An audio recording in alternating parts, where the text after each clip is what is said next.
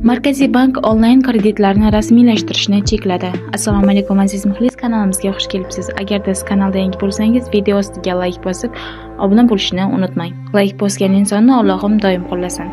Onlayn kredit rasmiylashtirgandan so'ng xuddi shu JSHR bo'yicha yangi arizalar 24 soat ichida ko'rib chiqilmaydi. Joriy yil 22-apreldan boshlab fuqarolar 1 sutka davomida faqat bitta kredit tashkilotida bitta onlayn kreditni rasmiylashtirishlari mumkin bo'ladi, deyiladi Markaziy bank boshqaruvi qarorida. Hujjatga ko'ra, onlayn kredit mikroqarz olish uchun ariza kelib tushgandan so'ng kredit tashkiloti birinchi navbatda kredit bitimi tuzish taqiqlangan shaxslar reyestridagi foydalanuvchi to'g'risidagi ma'lumotlarni tekshiradi.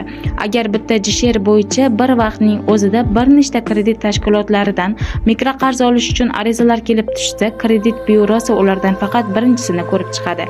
Agar birinchi tashkilot mikroqarz berishni rad etsa, byuro ushbu JSHR bo'yicha keyingi arizaga o'tadi. Agar ushbu JSHR bo'yicha kredit ma'qullansa va rasmiylashtirilsa, u bo'yicha boshqa arizalar rad etiladi.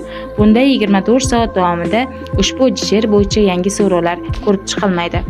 E'tiboringiz uchun rahmat. Bizni kuzatishda davom eting.